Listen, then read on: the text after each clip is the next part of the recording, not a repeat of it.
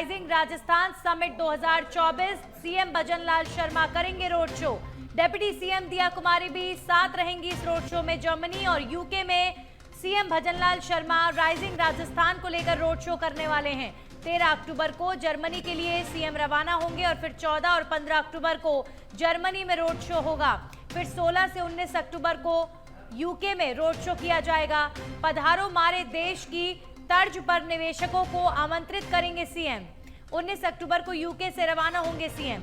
तो अब राइजिंग राजस्थान को लेकर इससे पहले साउथ कोरिया, जापान जैसे देशों का दौरा कर चुके सीएम भजनलाल शर्मा अब यूके जाएंगे, जर्मनी जाएंगे और यहां पर इन्वेस्टर्स को इनवाइट करेंगे कि वो राजस्थान में इन्वेस्ट करें। रोड शो किया जाएगा और इस पर तमाम जानकारियों के साथ हमारे सहयोगी लाल सिंह फौजदार जुड़ गए हैं, उनका रुख करेंगे। लाल सिंह जी, अब जर्मनी और यूके में रोड शो करेंगे सीएम भजनलाल शर्मा। राइजिंग राजस्थान को लेकर पूरी दुनिया में राइजिंग राजस्थान का डंका बजे, यही कोशिश सीएम कर रहे हैं। देखिए, बिल्कुल नंदी, प्रयास यही है सीएम भजनलाल शर्मा का कि जो एक टारगेट लिया है कि अधिक से अधिक निवेश कैसे राजस्थान में आए, अधिक से अधिक कैसे रोजगार के सृजन कैसे राजस्थान में किया जाए। लिहाजा उनका पूरा फोकस है राइजिंग राजस्थान पर। इससे पहले आपने देखा होगा साउथ अफ्रीका गए, वो जापान गए और अभी भी राज्यवर्धन सिंह राठौड़ भी सिंगापुर है, वो भी राइजिंग राजस्थान को लेकर। आगे उनका एक प्रस्तावित कार्यक्रम आया है कि वो जर्मनी और यूके जाएंगे। करीब एक सप्ताह का उनका पूरा कार्यक्रम रहेगा। 13 तारीख को यहाँ से रवाना होंगे और 14 और 15 को वो जर्मनी में रोड शो करेंगे। इस दौरान तमाम उन अप्रवासी भारतीयों से मुलाकात करेंगे जो वहाँ अपना बिजनेस कर रहे हैं। साथ ही तमाम और उद्योगपतियों से उनकी मुलाकात रहेगी। इसके बाद 16, 17, 18 और 19 अक्टूबर को वो रहेंगे यूके में। यहाँ उनके तमाम कार्यक्रम में और इस दौरान भी नंदनी उनका फोकस निवेश पर रहेगा। अलग अलग कार्यक्रमों के जरिए तमाम उद्योगपतियों को, निवेशकों को निमंत्रण कर देंगे। पधारो मारो देश की तर्ज पर राजस्थान में अपने उद्योग धंधे स्थापित करने के लिए उनको आमंत्रित करेंगे। और कैसे राजस्थान आज एक बड़ा डेस्टिनेशन बन रहा है व्यापार के लिए, किस तरह सुरक्षा की दृष्टि से बात करें, पर्यटन के लिहाज से बात करें, इंफ्रास्ट्रक्चर के लिहाज से बात करें, तो राजस्थान में अपार संभावना है किसी भी उद्योग को स्थापित करने की।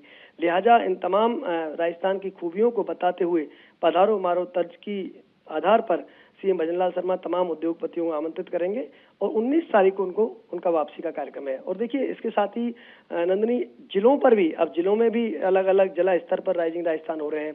यहाँ आपने देखा होगा, इसके अलावा देश में कई शहरों में राइजिंग राजस्थान के रोड शो हो चुके हैं। मुंबई में हो चुका है, दिल्ली में हो चुका है और अब हैदराबाद में प्रस्तावित है। यूके और जर्मनी से आने के बाद हैदराबाद में रोड शो होगा और भी कई शहरों में प्रस्तावित। और सिर्फ रोड शोज देश में ही नहीं, बाहर विदेशों में भी सीएम भजनलाल शर्मा कर रहे हैं ताकि ज्यादा से ज्यादा इन्वेस्टर्स को आकर्षित कर सके कि राजस्थान में आइए और यहां पर इन्वेस्ट करिए।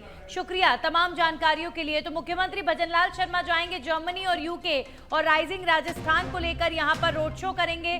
जर्मनी और यूके के इन्वेस्टर्स को इन्वाइट करेंगे कि वो राइजिंग राजस्थान समिट 2024 में हिस्सा लें और राजस्थान में इन्वेस्टमेंट करें। और अब खबर उदयपुर से आ रही है। गोगुंदा पिंडवाड़ा हाईवे पर दर्दनाक हादसा हो गया है। तेज रफ्तार कार ने बाइक सवार युवकों को चपेट में ले लिया और हादसे में करीब 100 फीट नीचे खाई में गिरी बाइक। हादसे में 2 युवकों की दर्दनाक मौत हो गई है। 4 लोग गंभीर रूप से घायल बताए जा रहे हैं। सभी घायलों को जिला अस्पताल में भर्ती कराया गया है। तो उदयपुर में गोगुंदा हाईवे पर दर्दनाक सड़क हादसा, 2 लोगों की मौत हो गई है। एक कार ने बाइक को टक्कर मारी और बाइक सवार 2 लोगों की दर्दनाक मौत इस हादसे में हो गई है। 100 फीट नीचे खाई में गिरी बाइक। हादसे में 2 युवकों की दर्दनाक मौत। 4 लोग गंभीर रूप से घायल बताए जा रहे हैं और सभी घायलों को जिला अस्पताल में भर्ती कराया गया है।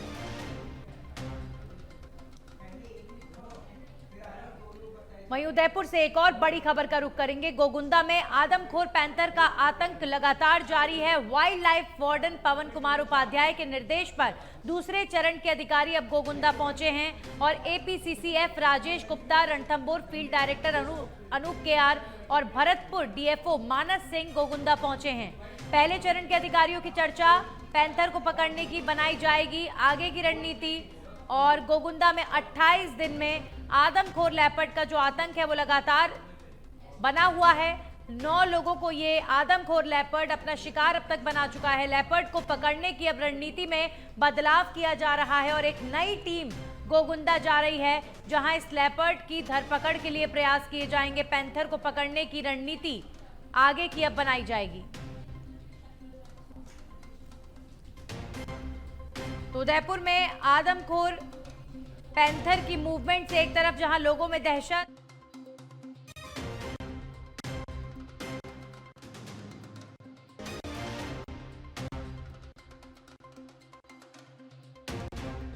तो अब पैंथर को पकड़ने के लिए नई रणनीति के तहत कार्य होगा। 28 दिनों से पैंथर का जो खौफ है वो उदयपुर के गोगुंदा क्षेत्र में लगातार जारी है। खबरों में आगे बढ़ेंगे और बात करेंगे राज्यपाल हरिभाऊ बागड़े का किशनगढ़ दौरा। जैनाचार्य सुनील सागर महाराज के अवतरण दिवस पर राज्यपाल पहुंचे हैं और राज्यपाल हरिभाऊ बागड़े के मुख्य आतिथ्य में आचार्य सुनील सागर महाराज का ये अवतरण दिवस मनाया जा रहा है। राज्यपाल ने आचार्य का आशीर्वाद भी लिया। वर्षा योग समिति के तत्वावधान में धार्मिक कार्यक्रम का आयोजन किया गया। हरिभाऊ बागड़े इस कार्यक्रम में पहुंचे। राज्यपाल जैसे ही पहुंचे उन्होंने आचार्य का आशीर्वाद लिया और कार्यक्रम में शिरकत की। किशनगढ़ दौरे पर रहे राज्यपाल हरिभाऊ बागड़े। जैनाचार्य सुनील सागर महाराज का अवतरण दिवस है और राज्यपाल हरिभाऊ बागड़े ने किशनगढ़ जाकर उनका आशीर्वाद लिया है।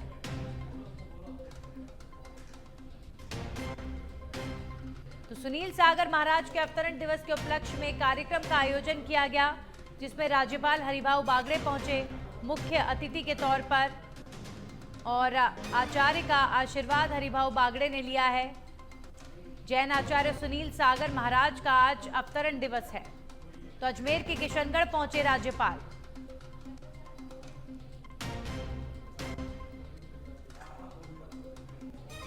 तो ये तस्वीरें हम आपको इस कार्यक्रम की दिखा रहे हैं। राज्यपाल हरिभाऊ बागड़े ने आचार्य के जन्म दिवस पर आयोजित इस कार्यक्रम में हिस्सा लिया। जैन आचार्य सुनील सागर महाराज का अवतरण दिवस आज और राज्यपाल हरिभाऊ बागड़े के मुख्य आतिथ्य में ये कार्यक्रम आयोजित किया गया। वहीं शहर में 5,684 किराएदार और नौकर पुलिस की नजर में हैं। कमिश्नरेट के नजर ऐप पर ये लिस्ट तैयार हो रही है। किराएदारों की और नौकरों की इनकी पूरी कुंडली खंगाली जा रही है। शहर में होने वाले अधिकतर वारदातों में नौकर और कई किराएदारों की बड़ी भूमिका रहती है और इसीलिए अब इन पर नजर रखी जाएगी। राजधानी में दूसरे राज्य और जिलों से आकर किराएदार और नौकर यहाँ पर अपराध कर रहे हैं और ये बदमाश किराएदार और नौकर का रूप लेते हैं और उसके बाद लोगों के साथ धोखाधड़ी करते हैं। Police commissioner Biju George Joseph ने इसी साल 12 जून को नजर ऐप लॉन्च किया था। अब नजर ऐप में पुलिस का प्रारंभिक लक्ष्य है करीब 25,000 नौकर और किराएदारों का डेटा तैयार करना। वारदात के बाद नौकर और किराएदार गायब हो जाते हैं तो पुलिस को अब आरोपियों तक पहुंचने में मशक्कत करनी पड़ती है, इसीलिए ये डेटा पहले से तैयार किया जा रहा है। नजर ऐप पर अब किराएदारों का और नौकरों का जो पूरा डेटा है वो फीड किया जाएगा। तो राजधानी जयपुर में कई ऐसे प्रकरण सामने आए जिनमें वारदातों को अंजाम दिया जाता है और जो अपराधी हैं वो नौकर और किराएदार निकलते हैं और फिर वो फरार हो जाते हैं तो पुलिस को उन्हें पकड़ने में परेशानियों का सामना करना पड़ता है। हमारे सहयोगी ओम प्रकाश जुड़ गए इस खबर पर ज्यादा जानकारी के साथ।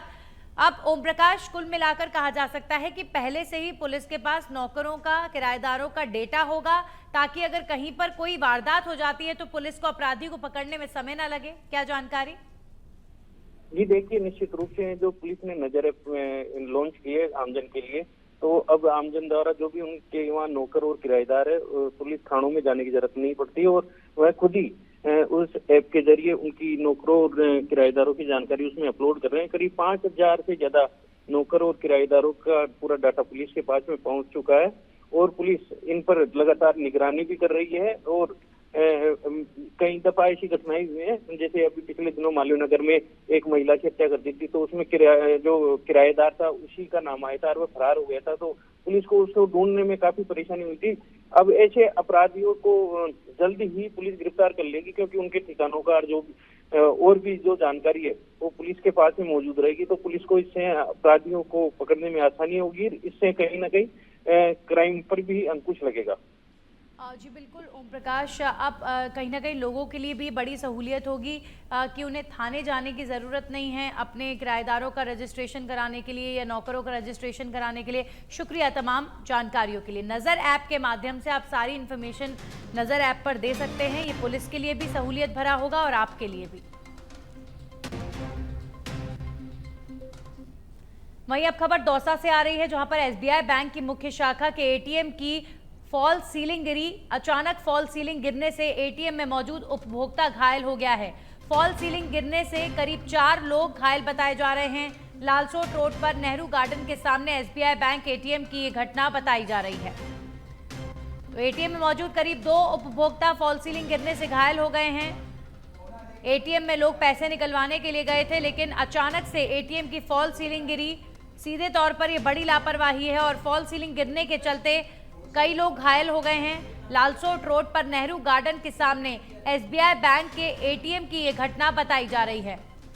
तो दौसा के लालसोट में एसबीआई बैंक के एटीएम में फॉल सीलिंग गिरने से करीबन 2 उपभोक्ता घायल हो गए हैं। हमारे सहयोगी विष्णु आशीर्वाद जुड़ गए हैं फोन लाइन पर, सीधा उनका रुख करेंगे।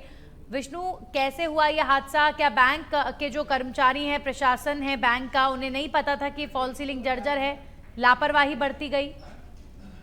देखो, ठीक कहा आपने। ये मामला दौसा के लालचौक रोड स्थित नेहरू गार्डन के सामने एसबीआई बैंक के मुख्य शाखा का मामला है, जहां एटीएम कक्ष में पहले जो आरसीसी की छत गिरी, उसके बाद सीलिंग टूटकर नीचे गिर गई। जहां एटीएम में जो लोग पैसे निकलाने के लिए आए थे, वो उसमें करीब 4 लोग थे जिन्हें चोटें आई हैं, जिसमें से 2 लोगों को गंभीर चोट आई है, जिन्हें तो चारों को पास के निजी चिकित्सालय में ले जाया गया। वहां से एक को गंभीर अवस्था के चलते दौसा जिला अस्पताल में रेफर कर दिया, ताकि 3 लोगों के चोटें आई है।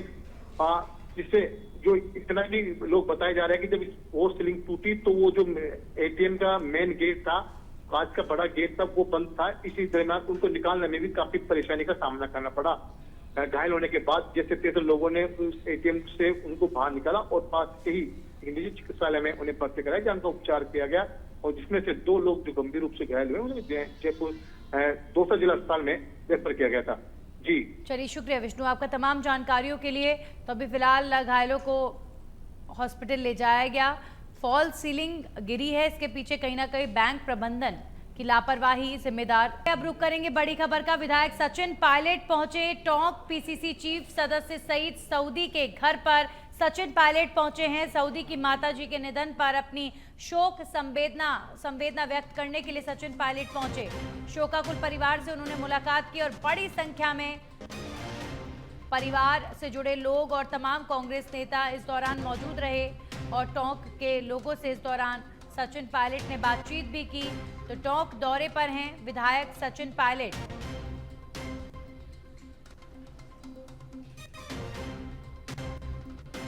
पीसीसी चीफ सदस्य सईद सऊदी की माताजी के निधन को लेकर परिवार के प्रति अपनी संवेदना व्यक्त करने के लिए सचिन पायलट टोंक पहुंचे हैं। वहीं राजस्थान विश्वविद्यालय में संबद्ध महाविद्यालयों की अंतर महाविद्यालय कबड्डी प्रतियोगिता का शुभारंभ हुआ है। 5 दिन तक चलने वाली इस प्रतियोगिता का विधायक और चेयरमैन विश्वविद्यालय खेल बोर्ड कुलदीप धनखड़ ने शुभारंभ किया। इस मौके पर कुलदीप धनखड़ ने कहा कि इस तरह के आयोजन से खिलाड़ियों को प्रोत्साहन मिलता है। तो 5 दिनों तक कबड्डी प्रतियोगिता चलेगी और तमाम इंटर यूनिवर्सिटी कबड्डी टूर्नामेंट है ये। विधायक कुलदीप धनखड़ इस टूर्नामेंट का शुभारंभ करने के लिए पहुंचे। प्रतियोगिता में 56 महाविद्यालय की टीमें हिस्सा ले रही हैं। राजस्थान विश्वविद्यालय में खेलों के प्रति बहुत सजगता है, बच्चों में भी और हमारे जो टीचर्स हैं उनमें भी। हमारे यहाँ बहुत बेहतरीन इंफ्रास्ट्रक्चर है, तो उन सभी सुविधाओं का लाभ लेने के लिए कुछ अवेयरनेस बढ़ाना, कुछ कॉम्पिटिशन्स बढ़ाना, ये सभी करने के लिए हमारे टीचर्स बहुत प्रयत्नशील हैं। देखिए, राजस्थान विश्वविद्यालय की ओर से जो हमारी संबंधित कॉलेज हैं, उनके सभी लगभग 100 टीमें आज यहाँ इसमें शामिल होने वाली हैं, जिसमें पहले बॉयज़ के कबड्डी के मैच चलेंगे, उसके बाद गर्ल्स के चलने वाले हैं। उसमें जो जीतने वाली टीम है उसमें से हमें एक टीम तैयार करनी है राजस्थान विश्वविद्यालय का, प्रतिनिधित्व करने वाली हैं और वो अन्य प्रांतों में जाकर खेलने वाली हैं। और देश के प्रधानमंत्री नरेंद्र मोदी जी के आह्वान पर और राजस्थान के यशस्वी मुख्यमंत्री आदरणीय भजनलाल शर्मा जी के सानिध्य में नौजवानों को प्रोत्साहित करने के लिए विशेष रूप से इस खेलों का आयोजन यहाँ राजस्थान विश्वविद्यालय के साथ साथ पूरे प्रदेश में आयोजित किए जा रहे हैं। वहीं कोटपुतली के नारायणपुर कस्बे के नारी उत्थान संस्थान में लखपति दीदी योजना को लेकर कार्यक्रम रखा गया, जिसमें लखपति दीदी योजना की जानकारी देने के पूर्व प्रदेशाध्यक्ष अरुण चतुर्वेदी और बीजेपी के प्रदेश संयोजक नारायणपुर पहुंचे। उनके साथ बीजेपी महिला मोर्चा की प्रदेश अध्यक्ष रक्षा भंडारी भी मौजूद रहीं।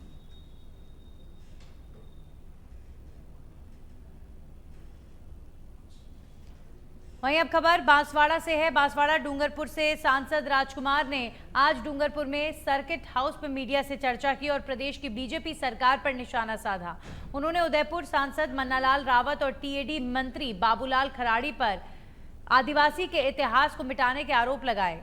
आदिवासियों के लिए जनगणना में अलग से धर्म कोड बनाने और उपचुनाव में 84 और सलुम्बर सीट पर बीएपी द्वारा स्वतंत्र चुनाव लड़ते हुए जीत का दावा करते वो नजर आए। ऐतिहासिक पृष्ठभूमि से अगर देखा जाए तो आदिवासी समुदाय की पूजा पद्धति रीति रिवाज बिल्कुल अलग है। वो किसी भी धर्म में मेल नहीं खाती है, भले वो हिंदू हो, ईसाई हो, मुस्लिम हो, सिख हो, किसी धर्म में मेल नहीं खाती है। लेकिन आदिवासी समुदाय आस्था जरूर रखता आ रहा है, आज भी रखता है। जैसे कि जैन समुदाय के अपने अलग धर्म कोड है, उनकी जनगणना होती है, जैनों की अलग होती है। लेकिन जैन समुदाय कहीं न कहीं हिंदू देवी देवताओं के मंदिरों में जाता है। एक आस्था अलग चीज है। तो हम हमारी आइडेंटिटी जो वास्तविक ऐतिहासिक पृष्ठभूमि पे संवैधानिक दृष्टिकोण से देखा जाए तो आदिवासी हिंदू धर्म में नहीं आता है, न ईसाई आता है, न मुस्लिम। वहीं टोंक जिला मुख्यालय पर जयपुर से आई प्रशासनिक सुधार विभाग की टीम ने आकस्मिक निरीक्षण किया। इस दौरान जिला मुख्यालय के सरकारी कार्यालयों में छापेमारी करते हुए रजिस्टर भी जब्त किए गए। इस दौरान देरी से आने वाले कार्मिकों के खिलाफ कार्रवाई की बात की गई है। डेप्यूटी सेक्रेटरी रमेश चंद्र परेवा समेत जयपुर से आई टीम ने सर्किट हाउस में सभी रजिस्टर्स की 3 घंटे तक जांच कर रिपोर्ट तैयार की है और जांच के दौरान रजिस्टर में करीब 35 अधिकारी और कर्मचारी अनुपस्थित मिले। टोंक जिले में आकस्मिक निरीक्षण किया है, इसमें रजिस्टर सभी विभागों को जब्त किए हैं, जिसमें लगभग 70 रजिस्टर हमने जब्त किए हैं। उनमें से लगभग 35% अधिकारी अनुपस्थित पाए गए हैं और 35% लगभग कार्मिक अनुपस्थित पाए गए हैं, जिनके हमने नाम नोट कर लिया गया है। और नाम नोट करने के बाद हम उच्च अधिकारियों को इसको बताएंगे और उच्च अधिकारी के निर्देशानुसार नियमानुसार। वहीं भरतपुर के बयाना में कोतवाली पुलिस को सफलता हाथ लगी है। पुलिस ने 22 दिन पहले घर से अपहरण किया हुआ नाबालिग को यूपी से दस्तयाब किया है। आपको बता दें कि 2 बहनों को अगवा कर ये ले गया था, जिसके बाद अब पुलिस ने एक नाबालिग को दस्तयाब कर लिया है। वहीं दूसरी बड़ी बहन और आरोपी का फिलहाल कोई सुराग नहीं लग पाया है। वहीं अब खबर डूंगरपुर के सीमलवाड़ा तहसील से है, जहां पर नागरिया तालाब की पाल ढह गई। पाल बहने से नीचे से पानी का रिसाव शुरू हुआ है। सुबह ग्रामीणों ने चाडोली सरपंच रमेश भगोरा को सूचना दे दी, जिसके बाद दोनों ग्राम पंचायतों की ओर से पाल पर मिट्टी का भराव करने का कार्य दोनों ओर से शुरू किया गया। चाडोली सरपंच रमेश भगोरा ने बताया है कि तालाब की पाल टूटने पर 2 और तालाबों को नुकसान हो सकता है। नीचे कई मकान भी हैं, ऐसे में नुकसान होने की संभावना है।